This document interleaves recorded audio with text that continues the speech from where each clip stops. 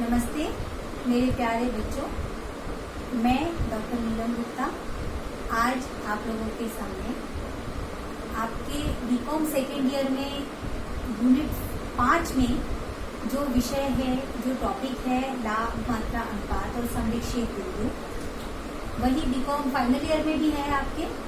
उन विषय के बारे में हम आज जानकारी प्राप्त करेंगे। सबसे पहले हम जिस विषय के बारे में पढ़ने वाले हैं उसके बारे में थोड़ा समझ लेना ज्यादा सही है।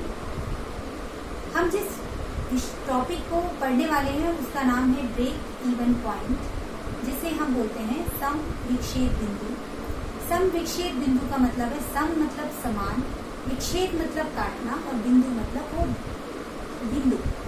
तो यहाँ पर समान भागों में किसको काटेंगे? समान भागों में काटने का मतलब है एक व्यवसायी की दृष्टि से, एक उत्पादक की दृष्टि से हर व्यापारी यह जानना चाहता है कि वो उस अंतिम कीमत को जरूर जाने जिस पर उसकी जो कंपनी है या जो फर्म है या जो फैक्ट्री है उसमें उत्पादन कम से कम उस कीमत पर चलता है। भले ही उसको लाभ ना हो, उस लाभ की इकाई के अलावा मतलब लागत कितनी होगी, लागत किस लागत पर वो कम से कम चीज को बेचे कि वो अपने उत्पाद को कंटिन्यू प्रोडक्ट कर सके, तो उसे ही बोलते हैं सम विक्षेप बिंदु।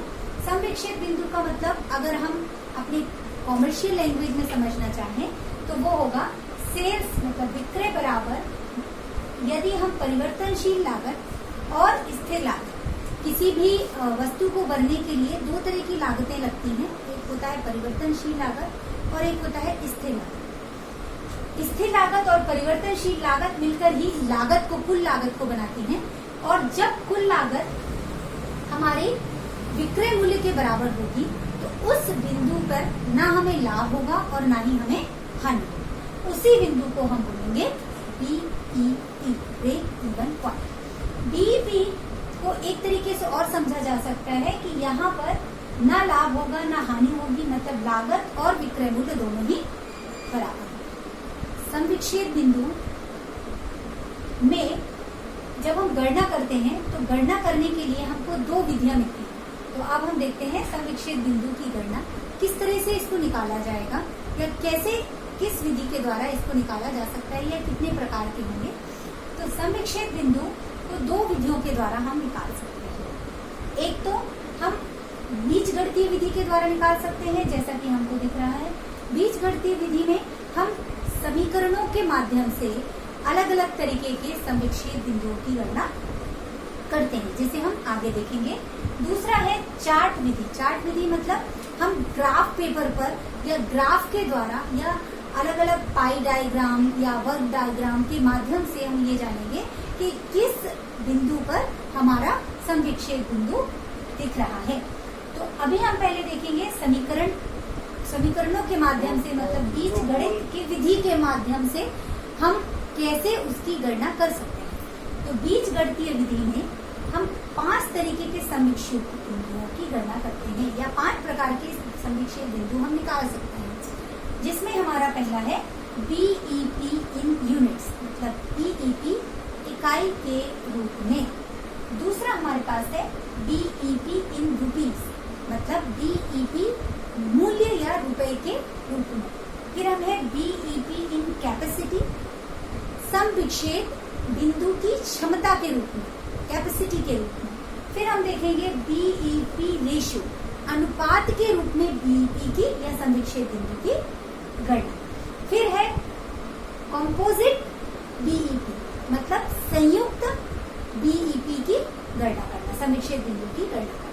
सबसे पहले जो हमने पढ़ा था बीईपी यूनिट्स, जो कि बहुत इम्पोर्टेंट है। हम इनमें से दो टॉपिक्स को बहुत इम्पोर्टेंट मानते हैं। पहला है बीईपी यूनिट्स और दूसरा है बीईपी रुपीज, क्योंकि हर उत्पादक को ये दोनों जानना ही बहुत आवश्यक होता है। तो यहाँ पर बीईपी इन यूनिट्स, इकाई के रूप में हम कितना उत्पादन करें कि जहाँ पर ना उन इकाइयों के विक्रय से ना हमें लाभ हो ना ही हमें हानि हो, वो जानना बहुत जरूरी है, क्योंकि उत्पादक इकाइयों का उत्पादन करता है।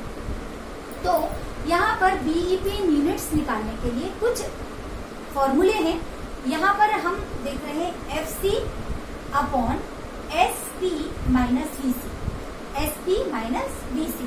तो यहाँ पर एक फॉर्मूला हमारे पास ये है कि स्थिर लागत से अगर हम विक्रय मूल्य में से परिवर्तनशील लागत को घटा दें तो जो आएगा उससे अगर हम स्थिर लागत को भाग दे दें तो हमारे पास जो रिजल्ट के रूप में आएगा वो बीईपी यूनिट कहलाएगा।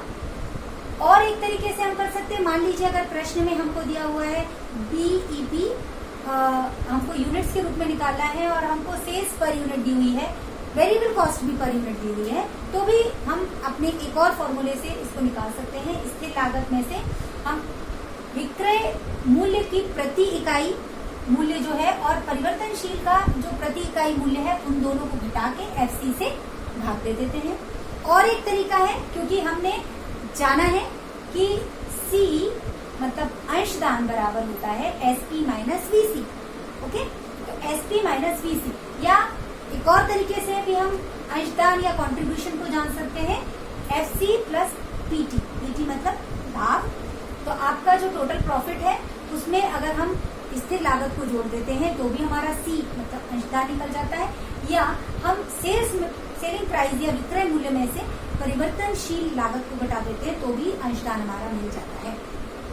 तो इसी C को अगर मान लीजिए हमको प्रश्न में C दिया है या SP और VC दिया हुआ है तो हम FC मतलब स्थिर लागत भागित अंशदान करेंगे तो भी हमको हमारा जो समविक्षेप बिंदु प्रति इकाई है, समविक्षेप बिंदु इकाइयों के रूप में हमको मिल जाता है। दूसरा हमारे पास आता है समविक्षेप बिंदु रुपए के रूप में।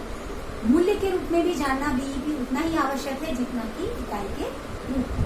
तो यहाँ पर बीईपी इन रुपीज निकालने के लिए भी कुछ फॉर्मूले हैं, आसान से हैं, जैसे FC upon 1 minus VC upon SP। इसको अगर हम थोड़ा सॉल्व कर लें, सरल शब्दों में बोले तो इसे बोलेंगे FC into SP upon SP minus VC। इसको हम शब्दों के रूप में बोलेंगे तो स्थिर लागत में यदि हम विक्रय मूल्य को गुणा कर देते हैं और विक्रय मूल्य में हम परिवर्तनशील लागत को घटा देते हैं और आपस में एक दूसरे से भाग देते हैं तो भी हमको बीईपी रुपीज मिल जाएगा। एक और फॉर्मूला, अगर प्रश्न में आपको अंशदान प्रति इकाई दिया हुआ है तब भी कोई कठिनाई नहीं है। स्थिर लागत में हम विक्रय मूल्य को गुणा कर देंगे और हमारा जो C कंट्रीब्यूशन पर यूनिट है, C पर यूनिट है, उसको हम भाग कर देंगे तो भी हमारा निकल जाएगा। और एक तरीका है कि अगर हमको प्रश्न में हमने पहले से ही प्रश्न में निकाल लिया है बीईपी यूनिट्स, हमको प्रश्न में बीईपी यूनिट्स भी बोला था और बीईपी इन रुपीज भी बोला था, तो हमें पूरा कैलकुलेशन फिर से करने की आवश्यकता नहीं है। हमने ऑलरेडी जो बीईपी इन यूनिट्स निकाला हुआ है उसमें हम सीधा सीधा SP को गुणा कर देंगे तो जो हमारे पास रुपए के रूप में निकल के सामने आएगा वो बीईपी इन रुपीज कहलाएगा। एक और बहुत आसान सा फॉर्मूला है, अगर आपके प्रश्न में दिया हुआ है margin of safety, margin of safety भी नहीं दिया हुआ है, अगर आपके प्रश्न में बीईपी दिया हुआ है या बीईपी की आपने पहले गणना कर ली है और आपके प्रश्न में लाभ दिया हुआ है तो भी हम बीईपी इन यूनिट्स की रुपीज की गणना कर सकते हैं। कैसे? सबसे पहले हम निकालेंगे एमओएस निकाल लें, मार्जिन ऑफ सेफ्टी जिसे हम हिंदी में बोलते हैं सुरक्षा सीमा।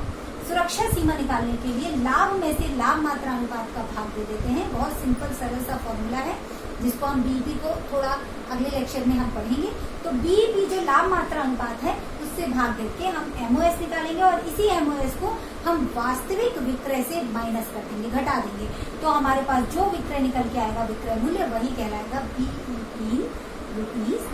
और इस तरह से हम दो तरीके के बीईपी की गणना कर सकते हैं। अब हमारे पास तीन तरीके के बीईपी और बच रहे हैं। पहला है BEP in capacity, BEP in ratio और कॉम्पोजिट बीईपी।